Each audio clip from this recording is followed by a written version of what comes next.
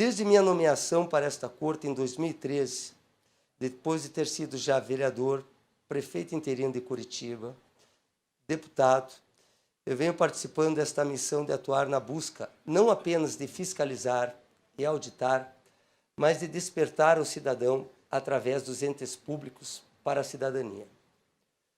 Nunca deixamos de combater o mau uso do dinheiro de nossos impostos, mas buscamos sempre ser mais um parceiro do que um algoz de nossos gestores públicos. Nosso símbolo, que era parecido, como já foi dito aqui, de um leão, e agora é a docilidade da Tiquinha. Até porque a história recente está cheia de exemplos de condenações, de criminalizações, sem a prática do direito sagrado e constitucional da defesa. Aliás, me permita um parênteses aqui. Eu vi recentemente o ex-juiz, como costumam dizer, ex-ministro, ex-tudo, ele estava dizendo que não tem coisa pior do que a corrupção. Sem dúvida. Mas agora a gente analisando um pouquinho mais profundamente, coisa pior é alguém que usa isso para atacar a nação. Infelizmente, a palavra de origem inglesa, lawfare, acabou incorporada ao nosso vocabulário recentemente. Em resumo, ela representa o uso do sistema jurídico como parte de uma estratégia contra adversários, ou seja, o uso das leis como uma arma política. Assim se fabricam pseudo-criminosos como uma estratégia onde o que acusa é o mesmo que julga, de acordo com seus interesses pessoais ou de um determinado grupo, numa subversão de princípios. É um verdadeiro sistema funcionando contra o cidadão a interesses escusos, infelizmente, às vezes, com o apoio de instituições e da própria comunicação.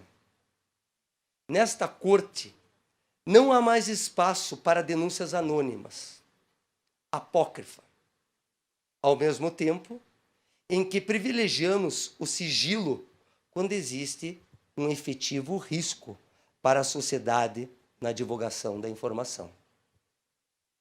Lembro que antes mesmo de chegar ao tribunal, minha vida pública foi marcada pela defesa dos interesses da coletividade.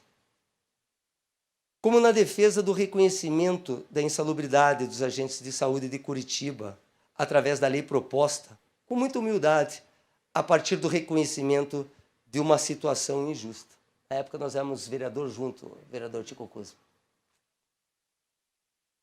Na Assembleia, comandando a CPI das falências, com o apoio de vários deputados, numa ação que acabou por garantir ao Judiciário a possibilidade de imprimir maior transparência nos processos falimentares, o que provocou uma verdadeira revolução de conceitos e ações nos dispositivos que regem a questão em nível nacional.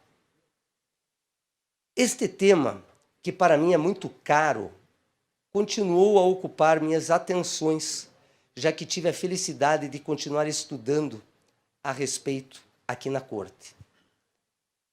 Defendo que esse sistema seja ainda mais ajustado, mudando a atual realidade do setor, que ainda desfavorece o próprio Judiciário Nacional e nos transforma em reféns de fundos, a maioria deles comandado no exterior. E este comando nos parece não ser apenas na área política, mas também na área da comunicação. Um bom exemplo disso é a censura que sofri e sofro ainda na minha página do Facebook, retirada do ar após a publicação do trecho do meu livro. Isso está fazendo 2, 3 semanas, um pouco mais. Poder, Dinheiro e Corrupção, que já havia sido alvo de censura aqui no Paraná e posteriormente liberado. Mas com muita serenidade aguardo o recurso que tramita no Supremo Tribunal Federal, onde defendo a liberdade de informação como princípio básico da própria democracia. Aliás, a ministra Carmen Lúcia já dizia, né? Cala a boca, já morreu. Quem manda na minha boca sou eu. Aguardamos que o Congresso Nacional avalie a aprovação de uma lei que possibilite a contribuição dos TCs para a melhoria da gestão dos processos de falência e recuperação judicial.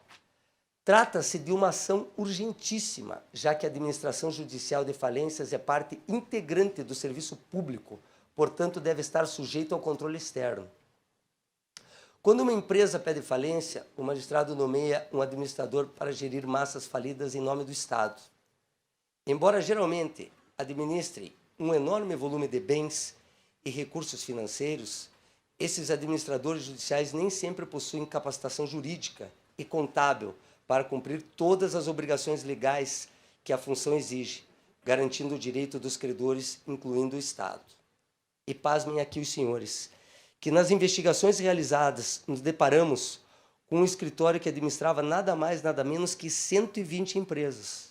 Algumas das mais tradicionais deste Paraná e do Brasil, como a HM, com 65 anos de existência, que se espalhava pelo país inteiro, cujo slogan era do Rio Grande ao Grande Rio, que ainda está gravado na nossa memória.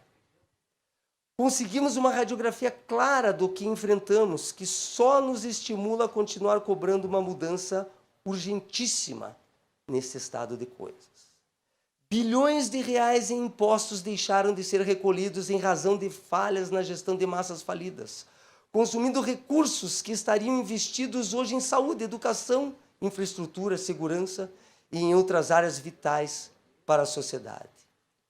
O que propomos é que o sistema de controle externo passe a fazer a fiscalização, o cadastro, o treinamento e a certificação dos administradores judiciais.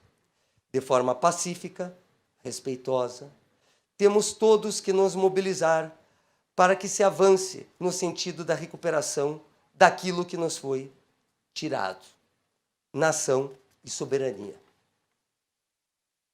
Não apenas no aspecto econômico, mas principalmente precisamos resgatar o aspecto humano, familiar, moral, enfim, o que nos foi retirado pelo sistema. O importante é que as instituições estão funcionando. Até porque, se as instituições não estivessem funcionando, eu não estaria aqui. 174 processos, 174 medidas arquivadas, é porque as instituições estão funcionando. Apesar de tudo, para o bem de todos os brasileiros, as instituições, elas funcionam.